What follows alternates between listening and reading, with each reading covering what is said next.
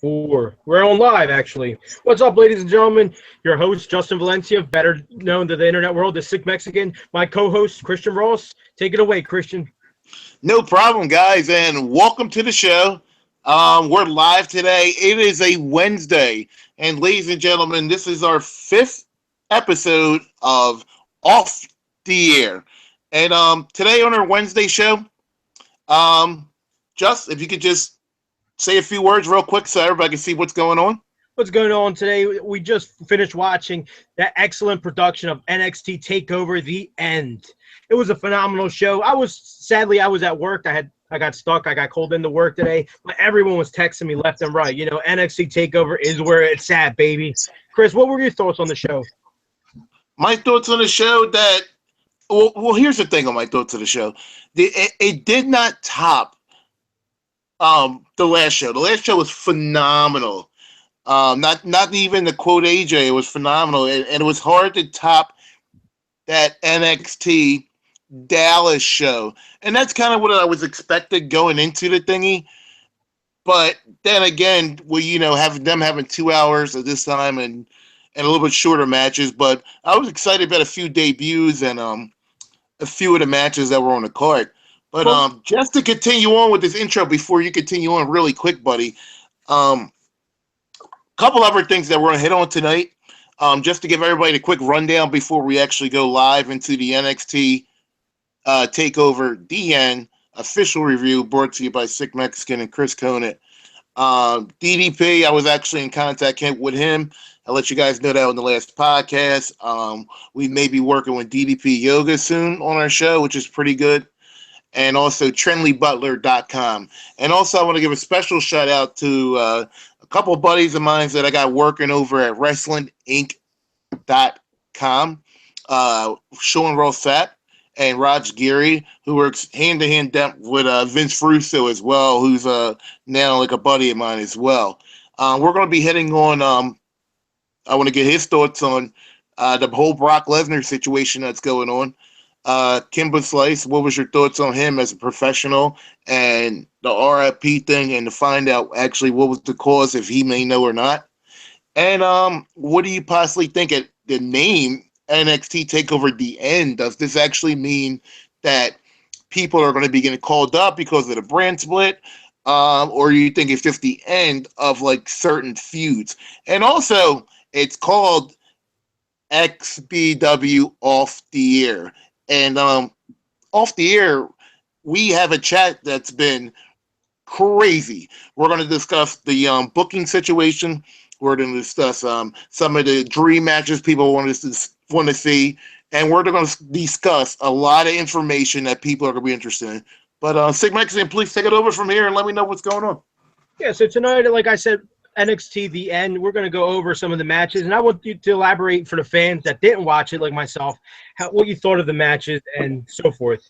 So the first match we had tonight on NXT The End was the debut of Cien, right? Cien Almas against Dillinger.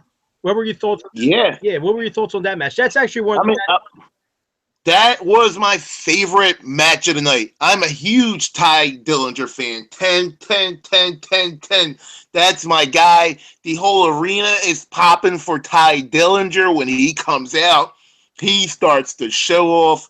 It's an excellent show to start the show off. Now, the guy Cien, I haven't heard much about him, but I'm a storyline-driven guy, and they were giving this guy vignettes. He wore a mask over in Mexico, apparently. My co-host may elaborate on that and let me know further what's the further history on that. But however, I see him ripping the mask off during a vignette, watching his moves in Mexico, and showing off his lucha libre style. And I knew it was going to be a success over here. I thought the match was good.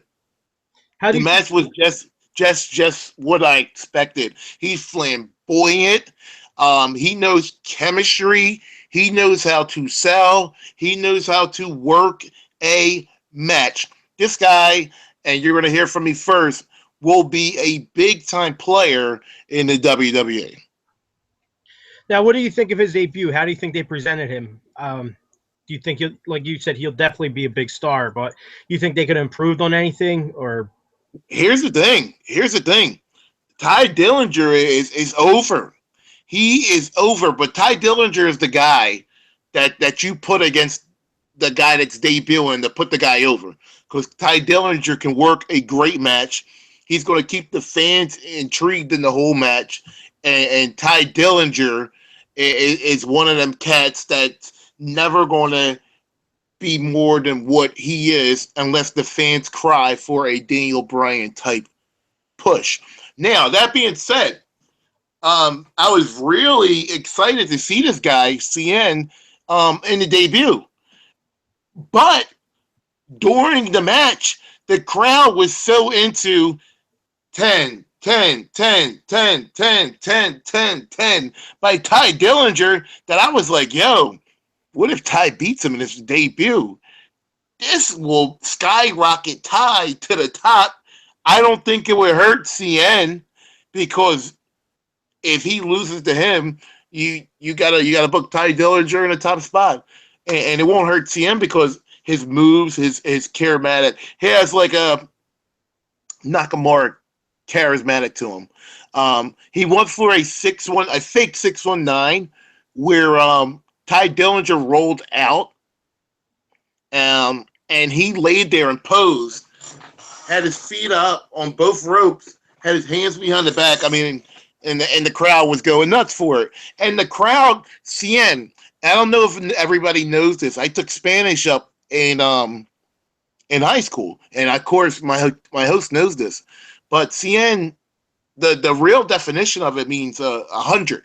That's so the fans actually started chanting 100 during the match, and Phillips, which is one of the commentators, didn't catch on to that. I did at home. I was like, that means 100. So Corey Graves caught on to it and was like, yeah, that means he must be 100 times better than 10. So yeah, it actually made sense, and I like him. I think he's going to be good. That's perfect. So moving on to the next match was I believe it was a tag team titles match with the champions, the American Alpha against the Revival. What was your thoughts on that match? Every one of their matches are 4 out of 5 stars, 9 out of 10 stars. Every single one of them. These guys, if you're running NXT live shows, you could put these guys out there in the main event, and every time the fans are going to go home happy. These guys, I mean, Corey Graves called it. He said there was about 6 times that both opponents could have finished each other off. I mean, it was so good. They keep you on the edge of their seats. And both of these tag teams, and I quote you, the New Day is over as hell. Okay? I don't count the Wyatt family because they are a group. The Usos are the Usos. They're good. They're very, very solid. New Day has a huge following. These 2 tag teams, in my opinion, are the best tag teams in the world. Hands down, right? Hands down. And the Revival deserve the belt back because they're hard workers. They're great heels. They work that old school Tully Blanchard, Arn Anderson style. These guys are good. The only thing they're missing is Jim Cornette in their corner because that's the type of tag team they are. I mean, it is what it is. It is what it is, right? Phenomenal match. And then speaking of phenomenal, the next match I heard was off the charts. Christian, what's your opinion on that? With Austin Aries taking on Nakamura. Wow, was my opinion on it. Nakamura is special. Nakamura is a special attraction, and I want people to comment on what I'm about to say right now. When I see Nakamura come out, I see John Cena. I see The Rock. I see Hulk Hogan. I see the next big superstar. This guy has it. He's like if he's almost like if Michael Jackson had an Asian baby that wrestled with John Cena.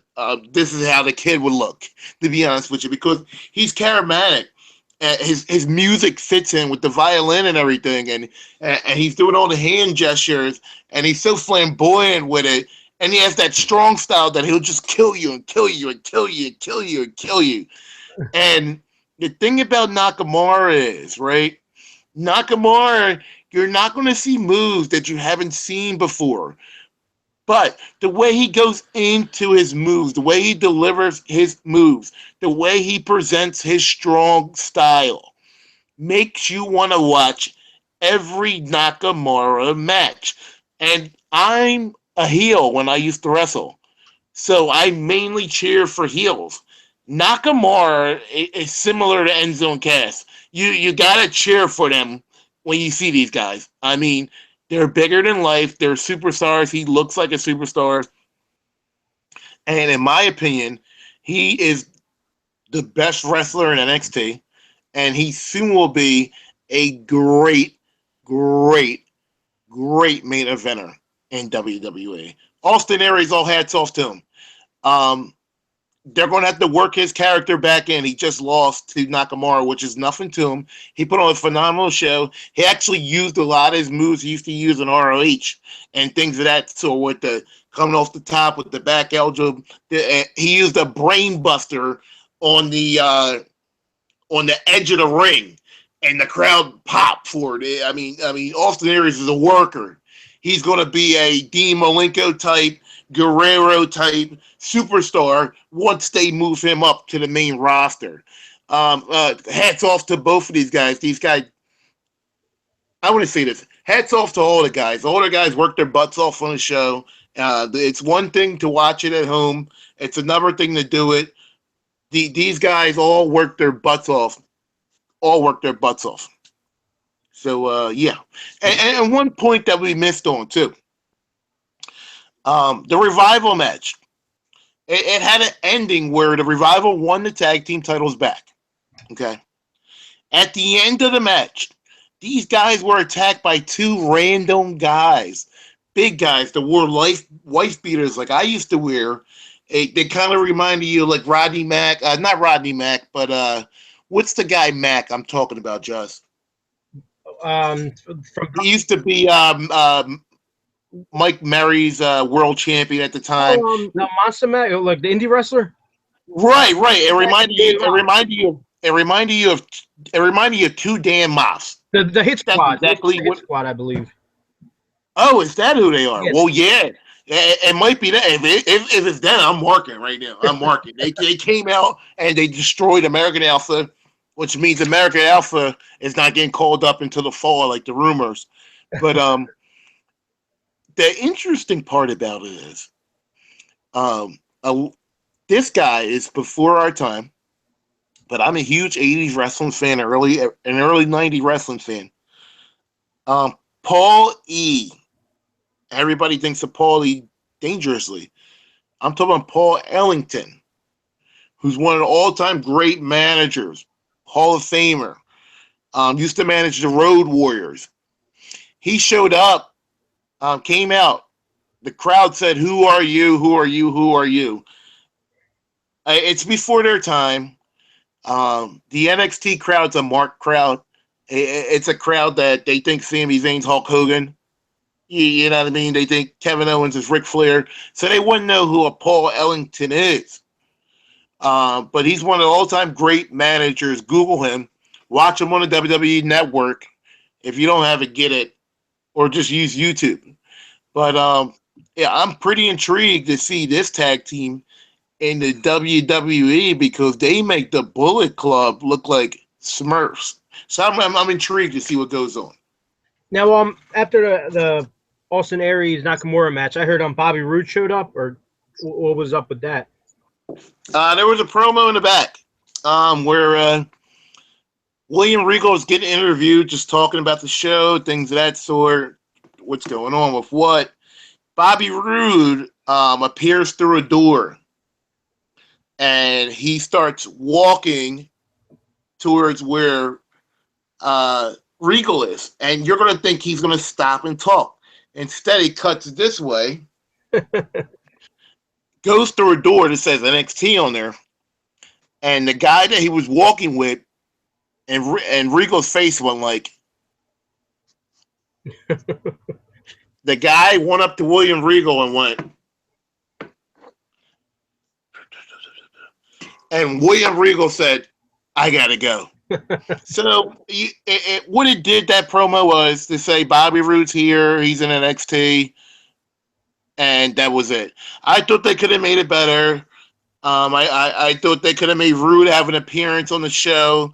They used a lot of filler tonight with these hype videos that were excellent, but they could have utilized Rude better than the way they did. I would have had Rude, if I'm booking the show, because I'll be booking the show soon, I would have had Rude interfere in a match, especially the Nakamura match. And or interfere in a match, period. Have him show up because the crowd will pop. With the crowd seeing him on there, they were more mad that he showed up for 1 second on there with 2 matches ago, and one being a woman's match. And they're like, he's not going to show up tonight. They're upset. And you fans don't go home with a happy taste in their mouth. But, I mean, I agree with you. They should have used him in another way, but I don't think I would have used him as to go out and interfere, because you already had someone interfere in a tag match. But I would have him, in the main event, come out and, possibly be the next challenger. But what's your take on how they're going to use him going forward? How I would use him is this. Austin Aries lost to Nakamura, okay? Mm-hmm. So, order to build back up Austin Aries before Nakamura gets this match for Samoa Joe. You got the only way to build Aries back up is to put him with Bobby Roode. And you put him with Bobby Roode as a tag team. But you need these guys to get over. Okay, Bobby Roode's clearly over with social media, being known, the whole 9 yards. Okay? Aries cannot beat Nakamura. We've seen it today. He can't. So, if you continue this feud on, you get Bobby Roode to help you versus Nakamura, it instantly puts Bobby Roode in a big program, and it instantly makes Austin Aries a serious contender again. That's what it does. It puts over all the talent. Nakamura doesn't lose nothing from this. Nakamura doesn't, because he's the good guy. Good guys take the heat, and then they get the revenge at the end. So, and that's how you book it. That's how you put a guy over. That's how you book it the right way, and that's how you not kill your talent. Plain and simple. What'd you think of the women's match? Here's what I thought of it. Bayley got hurt. Oh, did you? Yeah, Bayley's hurt. All right, she's not hurt serious, but she's hurt. That's why she's. But she'll be okay. She'll be all right. She's hurt though right now. Or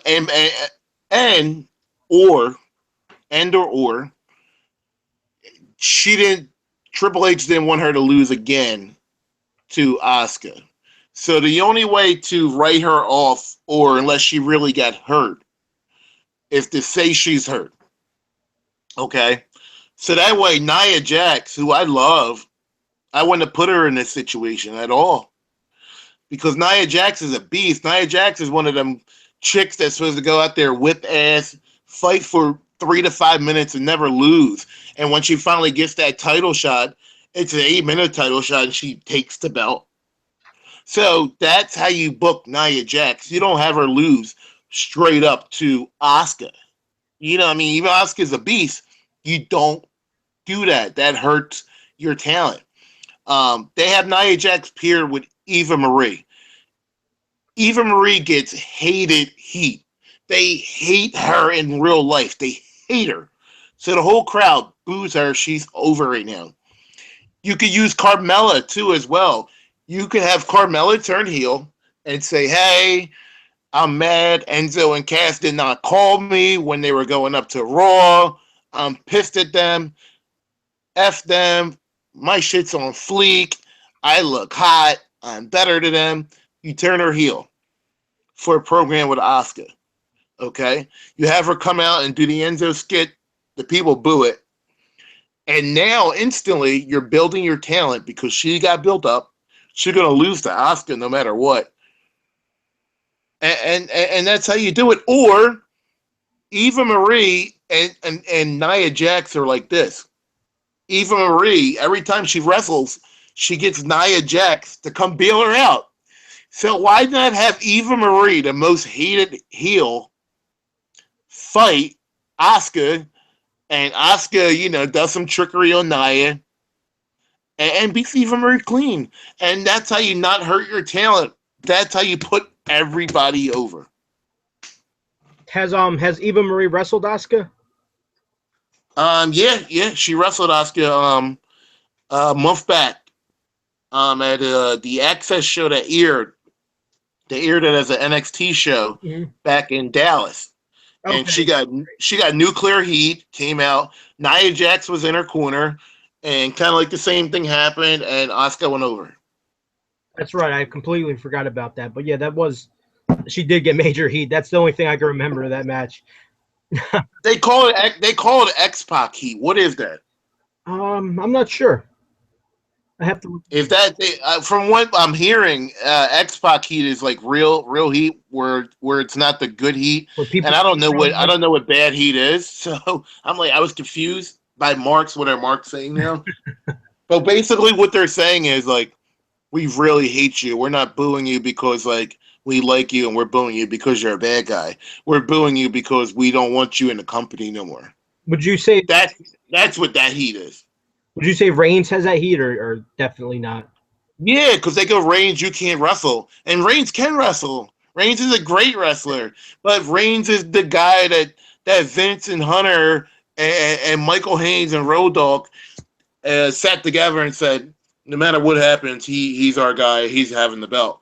And WWE put the pause on him. He grabbed the brass ring and said, I'm not going to fucking say no. It is what it is. Kiss my ass.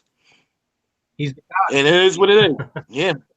So and every Mark watching this show right now knows that if you were in that predicament, you would do the same thing. Oh yeah, who wouldn't do that? It's a chance to live out your dream. So how would you think of the main event, the steel cage match? Kind of predictable. I knew Joe was going over. Joe just got the belt. I knew he wasn't losing right away. If he did lose right away, I would think there's some type of audible going on, or I would think this NXT World Title means just shit. So I knew Joe was going over. Triple H is a smart booker. I think the end, because they just named this a few weeks ago. The name of this pay-per-view is NXT TakeOver The End. Justin, let's get that logo up so people could see it. Just say something. Yo, there we go. We're on. What my thoughts on this is, this means the end of a feud. Revival feud, American Alpha. This means the end of Asuka feud and Nia Jax. This means the end of Finn Balor's reign in NXT, period. And I'm going to shoot today, guys, with a bold predicament that Finn Balor will be in the club in the near future before SummerSlam. Before SummerSlam. You think right after Money in the Bank? Right after, right before, the day of, anywhere before SummerSlam. That's what's going to happen with that. To say the least, the match was an okay match. It wasn't nothing crazy. Finn Balor did some crazy spots. The finisher was Finn Balor climbed to the top of the cage. Joe grabbed him off top of the cage, set him up for the muscle buster while standing on the top rope, jumped off of there, hit him with the muscle buster, finished him 1, 2, 3. Crazy, right? Now, how would you have booked that main event? Would you have booked it the same way? Well, yeah, I would have had Joe go over. Yeah, yeah, I would have had Joe. I would have definitely had Joe go over. And how I would have booked the main event, I would have did things a little bit different because I don't always like the fans going home with the heel winning and the heel being on top. But you have to do that to continue the storyline with this guy with the world champion. So, going to give you a take on how I would have booked this. And this is a straight shoot, guys. There's nothing, I don't have a paper. There's no format for me right now, guys. This is a straight shoot, and we are live, and this is exactly how I would have booked it, guys. All right. I want the fans to go home happy at the end of this show. So, in my mind, Finn Balor is leaving, okay? Nakamura got a big win several matches before. Okay. What you do at the end of this is you have Joe do a beatdown on Balor. You have him do a serious beatdown on Balor. After you do that, you have the referees come out, stop it, break it up, break it up. Joe holds up the title. As he holds up the title belt, all you hear is Nakamura's theme song hits. The crowd will erupt. You have Nakamura grab the mic, and you have Nakamura say this. Nakamura will say, "Contestant, don't look there. Oh, I'm still sorry. I got hit a little bit too much in my last match. But, Joe, I'm coming for your NXT title." You have him say 5 English words. You have him say 2 sentences in Japan, and you have him say 5 English words. You have him say, "Joe, I'm coming for the NXT World Title." And the whole crowd will pop. Nakamura's music plays. Everybody goes home happy. I love it. I love it. I love how you booked that. I think that would have made a lot more people, go home happy, like you said.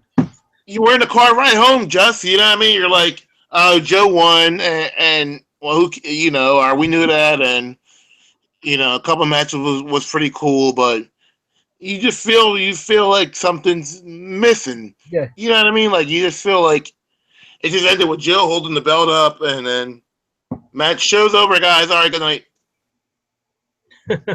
So in my head, this is their pay-per-view show. You have to do something like that, and especially now that I'm reading that Nakamura's #1 contender. Why didn't they do that at the end? That would have been awesome, man. That would make sense. No, you're absolutely right, and it would leave the fan. It would make the fans go home with a smile on their face. Wow, this is gonna take place next month or whatever. You know what I mean? Right, right. Absolutely, bro. Now, going forward, like you brought up earlier in the podcast, how there's so much talk in the message boards and so much talk in the chat room that everyone's in with the XBW. So the question arises: how would you book the main event coming back? If we even went as far as to have a reunion show, how would you book that? What would be the main event? All right. There's a few things that I want to take into consideration first, Justin. I want to go back and forth with you here. Live. All right. Why, especially while we're live too. Are we starting fresh, or are we keeping the world title belt on the last world champion? See, that's one of the things that a lot of people ask me. You know what I mean? Because Unknown is coming back as Unknown, and he was the last champion for 2009. I mean, since 2008, when he left the company in 2008, he was the last world champion. 2009, we opened up a fresh new page. You know what I mean? We had the tournament. Eddie won it, and he won it clean. Eddie was over. Eddie was a face of the company. So starting back half a decade later, where do we go from here? You know what I mean? So a lot of people pitched in the idea of having champion versus champion. You know what I mean? Eddie Drexler against Unknown. Now, I like that idea. I like that a lot, and that may be. I'm not going to give solid answers here, but I'm going to give hints, and I'm going to give maybes. I'm going to give predictions tonight. That's one of the ideas that I'm taking in consideration strongly. That I really do agree with. That we should go with. One of the things that I'm not taking away from that happened before is the greatness has money in the bank. 2007 Money, in the bank, yeah. money in the bank. Money in the bank is in effect. He has money in the bank. Can use it whenever he likes in the next coming future. That's in stone. You heard that here. Now, there's been rumor about certain factions. All right. And I want to get a vote in the XBW chat. All right. Factions. What faction would you want to see back the most? Faction 1. Any form of sick army. Okay. Faction 2. The Legion. Faction 3. The Kona replacements. Faction 4. Salt and pepper. Now I'm a mark for salt and pepper, so I just want to put that out. I'm a mark for them guys too. Pepper. I don't know why. Like, and again, this is why you're the head booker. You come up with like great ideas like that get over. It's money. You know what I mean? Who won't want to see that? Right. And I got a gimmick. And listen to this, Just. I actually pitched it to Chris Sniper earlier. Karuba Kid Monster. Right. All right. I want to change Kid Monster's name completely. I want to call him Karuba, just because nobody has the name fucking Karuba out there, and it kind of sounds like a wrestler. Karuba. It just sounds like a wrestler. He comes from the swamp. Like a bold statement too, like Karuba. You know what I mean? And you right. He comes from the swamp. He has the swamp mask. What's the sound that people make when he comes out? They go, ooh, ah, ah. Right. He has a gimmick. Now, here's my gimmick, right? And I pitched this to Sniper, right? Say, for example, and I'm just going to throw a name out there, okay? Mysterious G, okay? Okay. Say the storyline was Mysterious G has the world title. He's holding the world title for a year, okay? Say that was the direction we were going in. Okay. So now we have 12 months to build on Mysterious G. So month 1, build a star, okay? Karuba. What you do is Mysterious G opens the show up.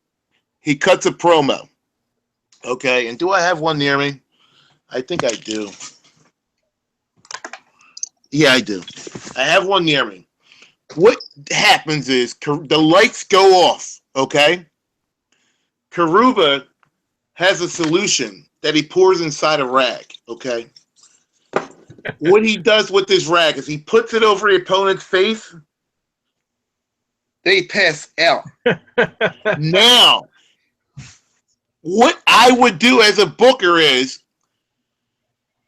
I would put Karuba in the main event versus the world champion with no disqualification. So now the fans are interested because if Karuba gets the solution, pours it on the rag, puts his opponent to sleep, he has a chance to be the world champion. Now, I'm just using them 2 names as an example.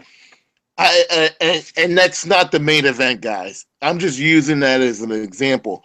But this is the direction I want to go with the company. I want to make people like Kid Monster, Karuba, people that were just okay guys. I want to put them with a gimmick that'll get over. The rag gimmick, if you use this against your opponent, sneak and use it against your opponent, or if he gets trickery by the good guy puts it on him, he goes to sleep. There's a lot of things you could do with that. You agree with me, Justin? I agree with you 100%, and I'm actually marking out for the idea. I think it's a phenomenal idea. Right. There's more you could do with the storyline. If say we wanted to drag the storyline to month 2, month 3. In month 2, the guy that he did it to, you work at CVS, you buy the blindfold patch, you act like he blinded the guy in one eye. Every time the guy goes for moves or whatever, his vision's blur. There's a lot of things you could do, and that's just one gimmick that I would come up with. Just giving a spoiler. That's all. Now, how would you take Craven's gimmick? A lot of people, he's a hot topic in a lot of the conversations I have. Craven, they say he should have been pushed to the world title picture. Do you agree with that? Absolutely. Absolutely, absolutely, absolutely. And what I want to do with Craven's gimmick is a very, very interesting gimmick. Okay, Craven. Everybody knows he wears the weave. He glues his hair in. This guy goes all out. He wears the paint. He paints his nails, and that intrigued me in a different way. Now hold It on, didn't. let me cut you off real fast. In real life, like if you're I was in the locker room a couple times, and Craven walks in, and he puts fear in you. You know what I mean? You're like, whoa, let me get away from this guy because he's really, you know what I mean? He really portrays his character really well. Everything about him, he makes the caskets. You know, he goes all out with his gimmick. So I mean, that's one thing we definitely have to put into consideration. Craven, but yeah, continue, Chris. Here's the thing about that. Here's the thing about that. Craven went all out for his gimmick, but he was never booked as more than a lower mid card guy. Never. Okay, never. How I would get a superstar over like Craven is. He goes all out for his gimmick. He wears the hair. He does the nails. He does the makeup. Now, if I said to my girlfriend on the phone, I got this guy that wears a weave, he does his nails, and he does his makeup, she would say he likes guys. I would say no, he don't like guys. He dresses well. Sounds like he dresses like a girl. Well, here's the thing. This is how you get this guy over. You put this guy in the flamboyant character. What I mean by that is, I'm gonna be clear as day. We're gonna make him gay. Okay, you're gonna make him a flamer. All right, and you're gonna make him a heel too. You're gonna have him pin people, lay on top of people, pipe to pipe. You're gonna have him do the pin where he grabs the butt cheeks. You're gonna have him do gimmicks where he almost kisses you, but he doesn't. And people are gonna boo him out the fucking arena because it's all guys together. And that's a great thing because he's a heel and he'll be so over because everybody would be like, oh, get this fruit away from me. Oh, I don't want to do a match with him. He's a fruit.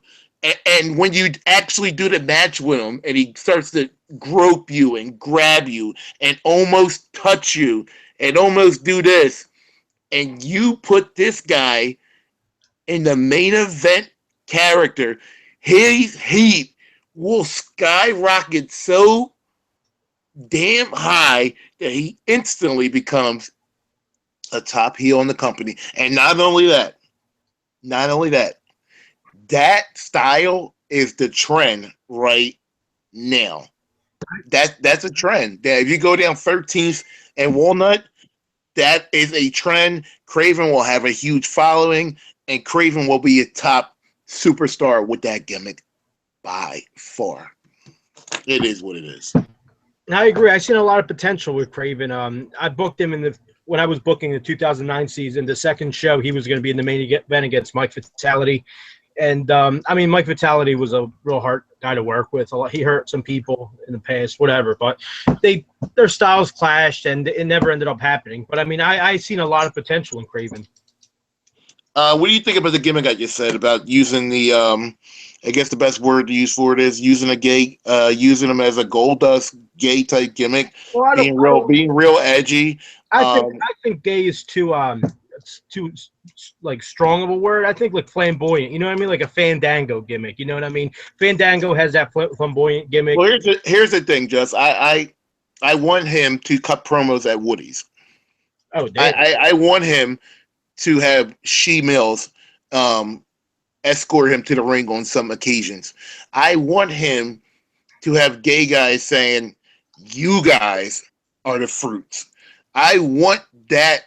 I want them to feel like they're stronger than us because in a weird way they are.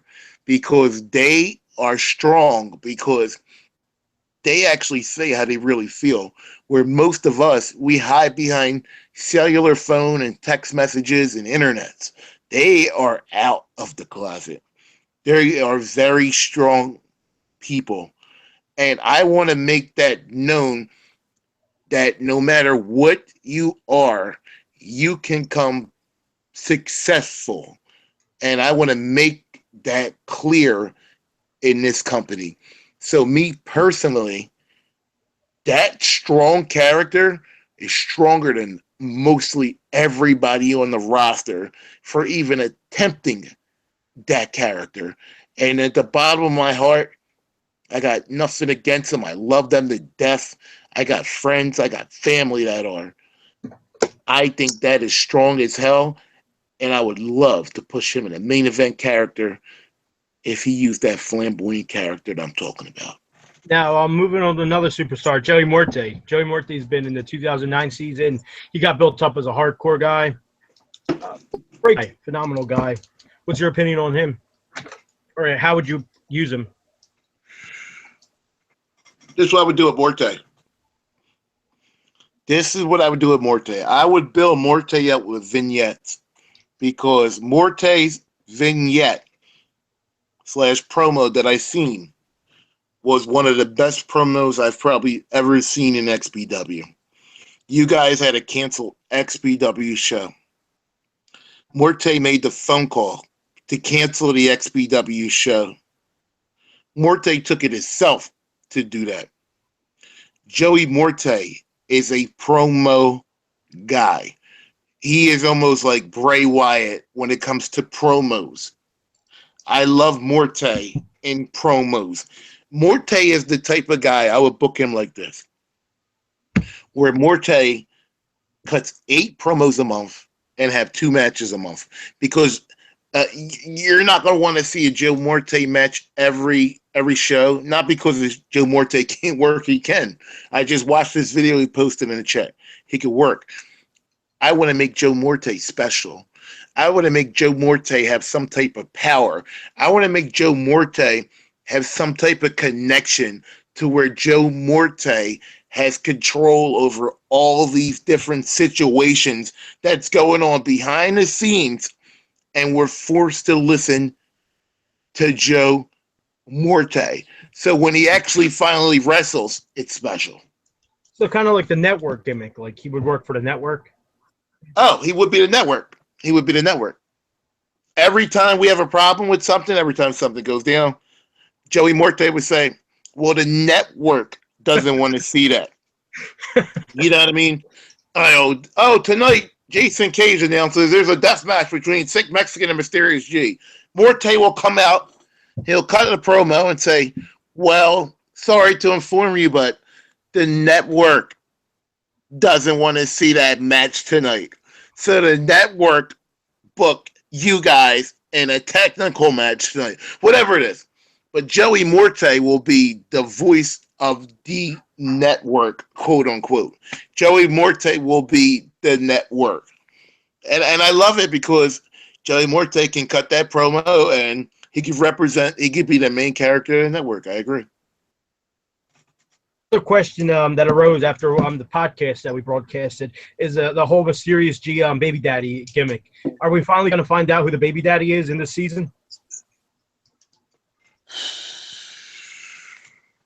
Here's the thing. If a girl is pregnant for 10 years, there's something wrong with her clitoris. All right. So, however, if somehow she gets pregnant again, we will find a way to utilize that storyline. All right. See, what I was thinking about was that whole GM thing, with the anonymous general manager thing that used to happen on Raw, and then it went off the air for a couple of years, and they finally brought it back to reveal that it was Hornswoggle the whole time. That's what I was. The real Hornswoggle was the Vince McMahon's son at the time. Yeah. That's what they did. Well, here's the thing that we can do with that gimmick. All right, there's several different things we could do with that gimmick. All right. First of all, I want to bring back that storyline is that she has a real life kid. I believe that's 8 or 7. We're going to show the kid. Okay. We're going to shoot a kid. And what we're going to do at that point is she will be pregnant again. Okay. How I would end this to get non-heat in the back, or one of the ways. And actually, somebody sent me a text on this, so I'm not even going to take full credit on it. She's a lesbian now. Promo gimmick wise, she's a lesbian now. Her lesbian girlfriend is mad now at this situation that's going on. All right. Now the network, Joey Morte, has special news that he can't reveal because the network won't let him reveal it until the pay-per-view. So what I'm doing is I have 3 different gimmicks in one. She has a girlfriend now. The kid's 8. We're going to find out who it is. And 3, Joey Morte, who is head of the network, can't unveil it until the pay-per-view because we might get thrown the fuck off the air on YouTube. So there's 3 different things going on there that we could do 3 different angles off that one thing. So yeah, that's a similar way, not without giving you guys the real format on how we would run that. How do you like it, by the way? I like it, and I seen the blueprints on this, but I never asked you. Is there a set person who was a father? We had several different people of who the father was going to be, and I'm going to go through several different people. Well, I don't want you to reveal it because I mean, I just it's an area. But again, if we start another show, then I think that would be a perfect storyline to bring back. But right, well, how about this? I'll do this. Who it could have been? It could have been Beast, who was a black guy. It could have been DV1. It could have been DV1 who was slow. You know what I mean? I'm just throwing 2 names out there. Like it could have been a black guy, and the kid's white, clearly. It could have been a heavy set black guy who's Beast, who just beats everybody up. It could have been a lot of people. But here's the thing: it actually could have been Mysterious G, who actually the reason why he hasn't had the belt over a couple years because he's been worried about the kid thing. But we can't reveal right now and I have that on paper, and you know that already on who we were going to make it. But we're not going to let that go tonight. No, we're not going to tell anybody tonight. Definitely not tonight. Definitely not tonight. But anyway, another question that arose for Sunday's podcast, we have a very controversial person getting on this podcast, and that person is Sky. What are your thoughts on that? Here's the thing with Sky. All right. Believe it or not, right? AJ Hudson. Okay.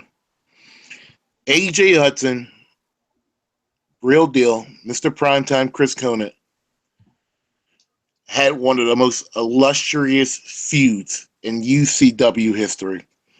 We'll go down in history as the only 2 UCW world champions ever. Okay. You and Fredo Majors. Oh, you and AJ Hudson. That is correct. However, there has been a lot of talk about AJ Hudson wanting to be a booker. Okay. Several people, okay, too many people to name clearly, said that if he was booker of the first show, he gave me the main event. I want to know your real thoughts on what you think of him just pitching one idea, on him being a booker, on his main event that he would do on our reunion show. A reunion show has to make sense.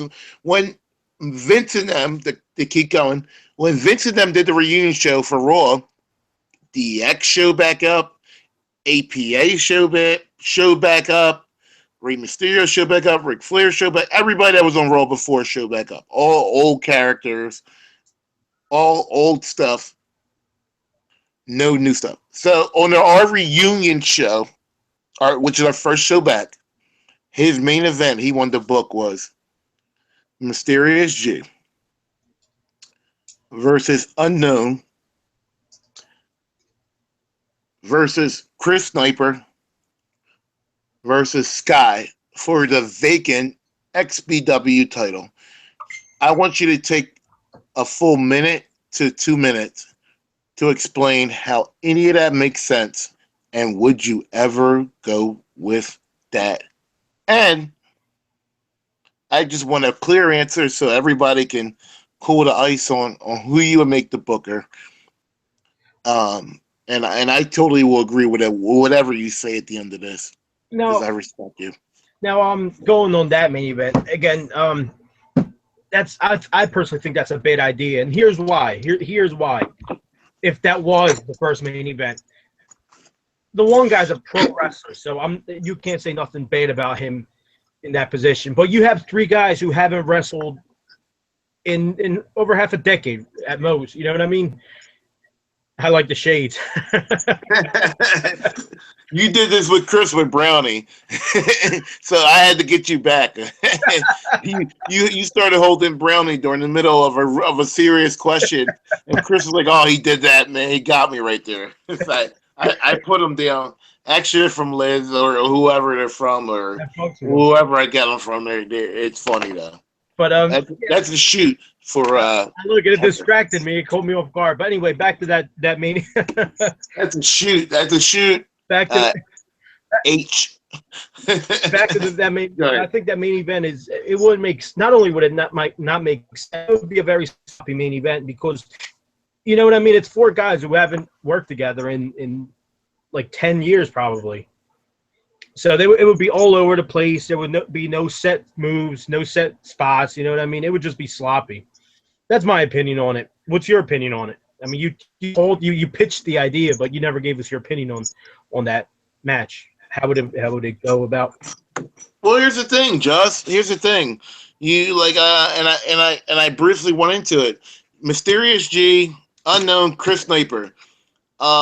At 09, we're all in a group now, the Legion.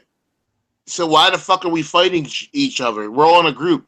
We should be fighting the rest of the fucking roster we have. Why are we fighting each other? And on top of that, why is the belt vacant? All right, Eddie Drexler had it last, Mike had it last. So now it's just vacant. I guess that's his point why it's vacant. Nothing was explained to me why it's vacant. It was just vacant because the half of Salt and Pepper wanted to be vacant, and a guy who's barely had any belts ever wanted to be vacant. And why ain't Beast in the match? Why is just Salt in the match? Beast has a knockout punch.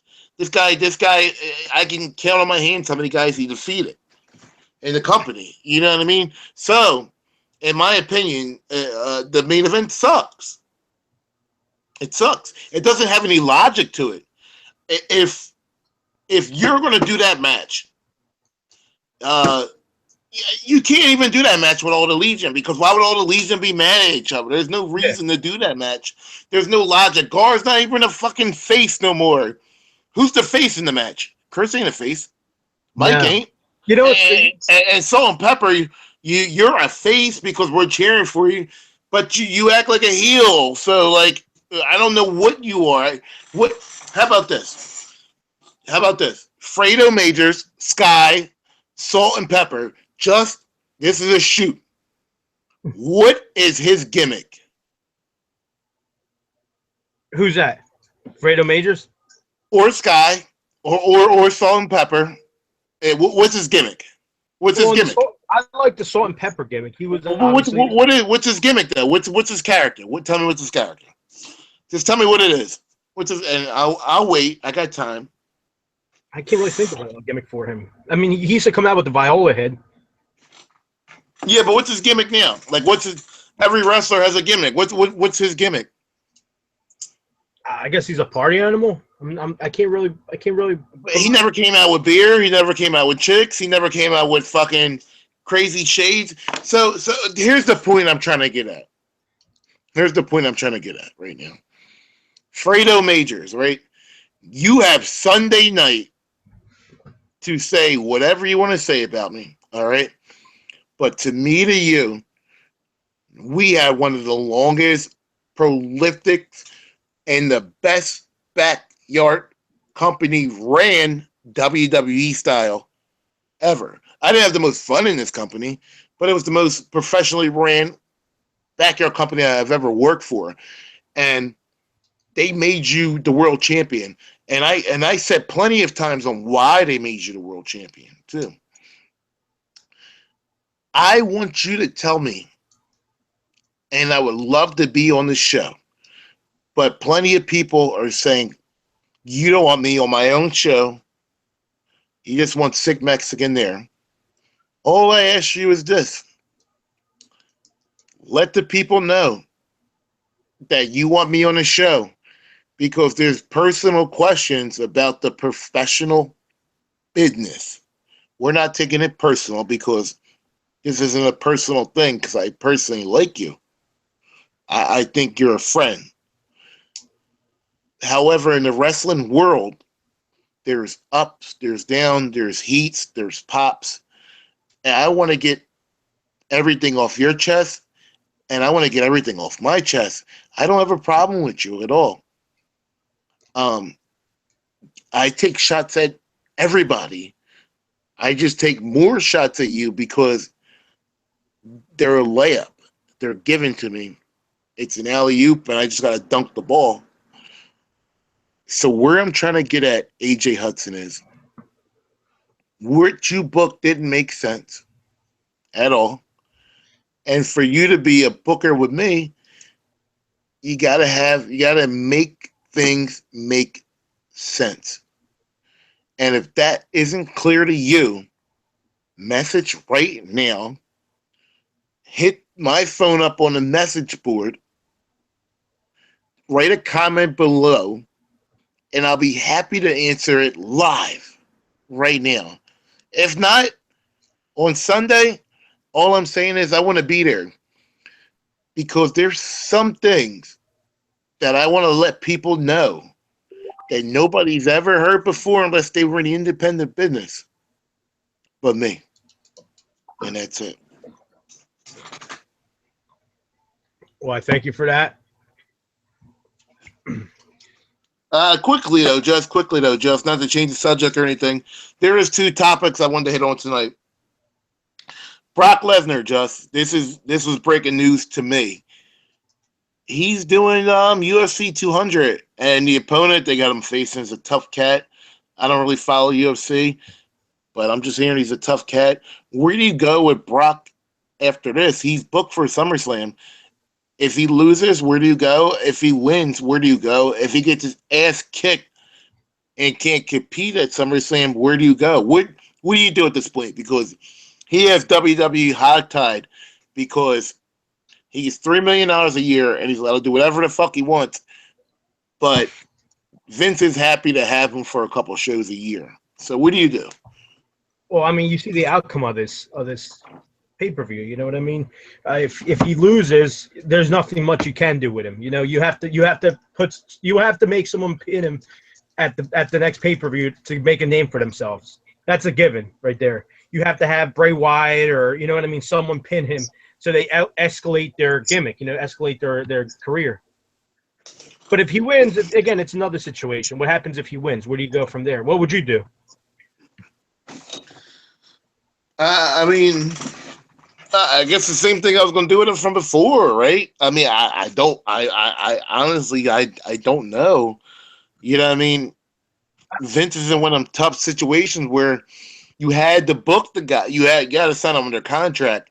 And in order for you to keep him, he has all these other rights. So it's one of them like headache situations. I really don't know. I don't know where I would go at with him.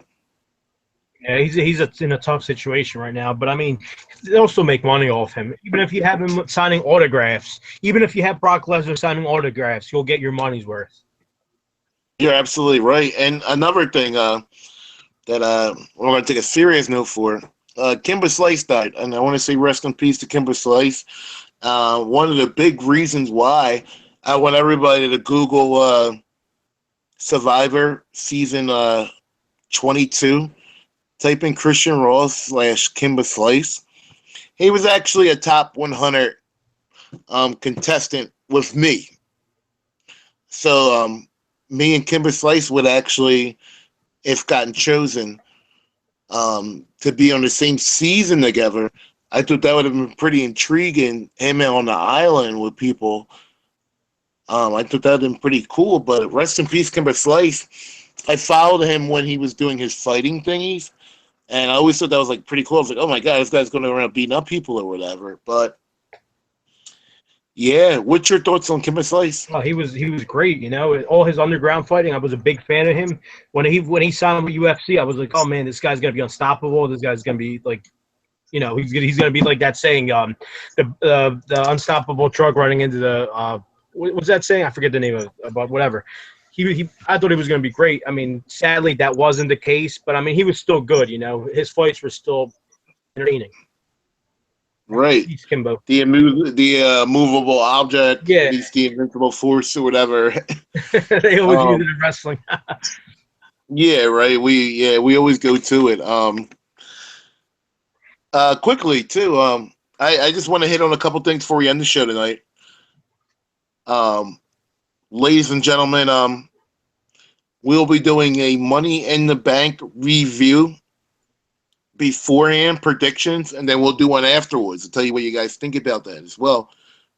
But tonight, I quickly want to hit on brand split again. What do you think is going to happen with the brand split? Honestly, I think my first pick is right. I think AJ Styles is still going to go to SmackDown, and you know, there's a lot of talk that he's going to be the first world champion, and I hope that's the case because again, I think AJ Styles is money. AJ Styles is a new face. He's a brand new to the market. People want to see him. People want to buy his stuff. AJ Styles. I totally agree. And question for you: this is show number 5, right? Yes. What do you think your thoughts are on the Mysterious G shoot / podcast and the Chris Sniper shoot? Just off the record, be totally honest with me. What do you think? Did they go fully in? Did anybody hold back? What do you think about it? There's a lot of things that I didn't know that happened between both of them guys. They're both really historic in XBW. And how do you agree with, and how did you come to terms with Mysterious G going in the Hall of Fame? To be my last question for you too, along that segment wise. I personally loved it. I think Mysterious G deserves it. He was the heart and soul of XBW. He took XBW to a new horizon. He did everything for the company. He was the first to try out moves. You know what I mean? He put out his money when he worked. He would always put out his money to buy props. You know what I mean? To do everything for the company. So yeah, if anyone deserved it, it would be Mysterious G. He's been the backbone for the company since day one. As far as the shoot goes, I love Chris Snipers. I think it was executed properly. Everything got hit on. Everything was on point. The thing with Mysterious G, I had some technical difficulties, as you could see on the YouTube video. I was echoing, so I couldn't really concentrate. I was up since 3 a.m. that night, so I really wasn't pleased with myself. But I think both of them elaborated everything perfectly. Excuse me. Just question for you too. Just to give the guys some insight, who's going to be our next few guests that are going to be on the show through the next couple weeks too? Well, as we brought up, AJ Hudson Sky, he's going to be on Sunday. That's going to be a shoot you definitely do not want to miss. He's going to go all out. He's going to go in depth. He's going to elaborate fully on every one of the superstars. So you definitely do not want to miss that. We have Jason Cage with a very serious podcast. He's going to go into the stories with XBW, SRWC, and what is it, RCW? I can't even remember. RWS, right? RWS, there you go. RWS, yes. Jason Cage, I'm actually looking forward to that. That's going to be a very good one. Another one you do not want to miss. We have Sarge, Vaulted Greatness, coming on the show. And who else do I have on my lineup? Let me take a look. We have Joe. You said Joe Cool as well. Joe Cool. I'm not really familiar with Joe Cool. Who's Joe Cool? Joe Cool's from CWF World Champion. He wrestled a couple XBW stars like myself, Mike Fatality. So I mean, he's no stranger to the XBW fans. And I'm gonna plug some in real quick, Just. You don't mind if I plug it in real quick. So, name the superstars that you mentioned again that were on the show and that are coming on the show. That are not coming on the show? No, that are coming on the show and that were coming on that already did the show as well. Just name them real quick. We have Chris Sniper. He already did the show. Mysterious G did the show. Chris Conant did the show. We're having AJ Hudson. Well, better to the XBW crowd known as Sky. We have Sarge, Vaulted Evil. We have Jason Cage, and we have so far, and Joe Morton. All right. Well, here's the thing, guys, and I definitely want to elaborate on this too, guys. Well, he named Sniper. He named Mysterious G. Sick Mexican, we're getting one with you. He named Chris Conant, and even Joe Cool, and the Sarge, and even the great. I'm not a legend. I'm not a man. I'm a myth. One word for you. All right.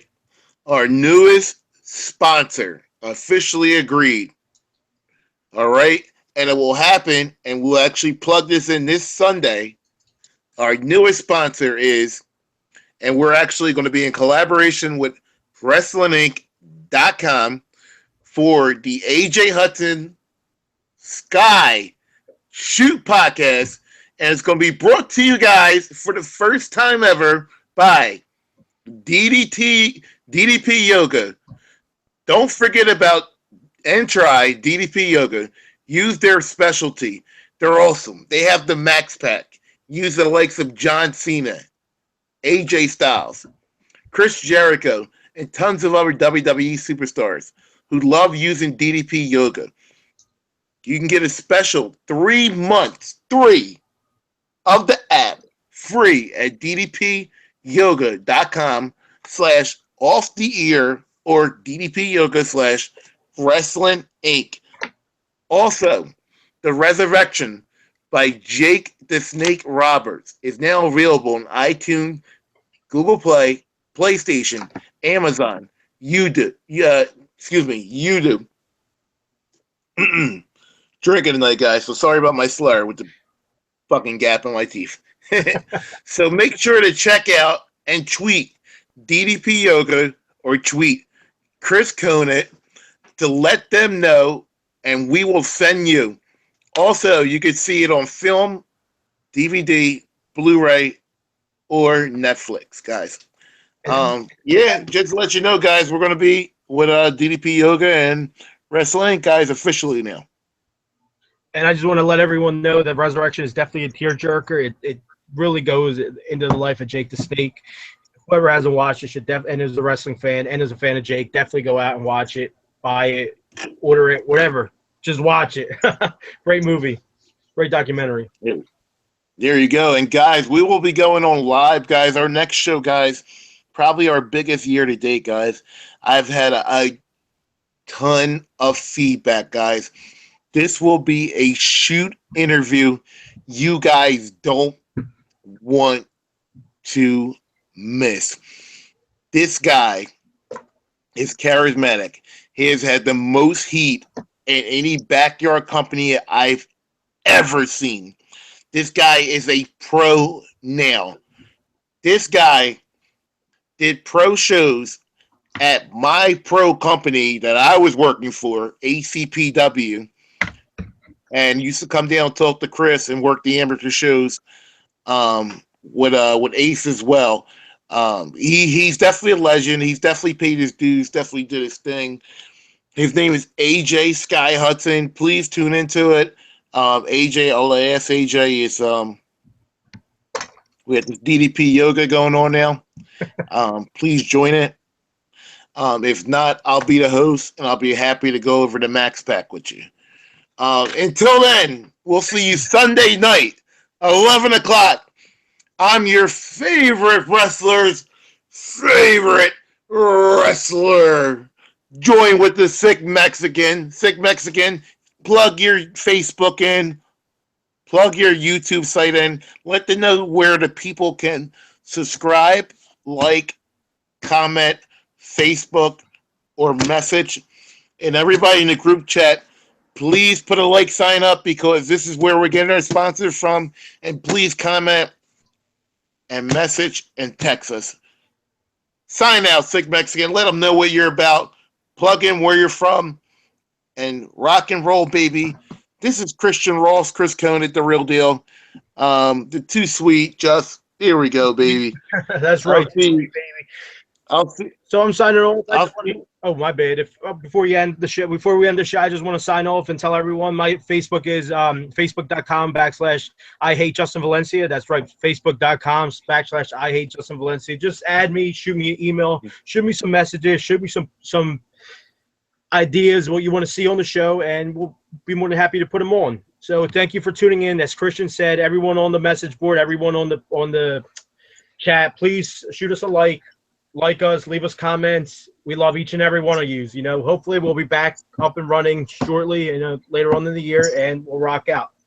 That is all. When's our next show, Just? So we can let the people know. Our next show is Sunday, but after that, I believe we're gonna have the Money in the Bank prediction show. Which, well, I'll let the people know by Sunday. All right, so Sunday, 11 o'clock, guys, join in. We're going to be running weekly then, probably a few times a week. We're going to get you a set schedule soon. Tune in Sunday, 11 o'clock, guys. Sayonara, suckers. And Mark. Good night.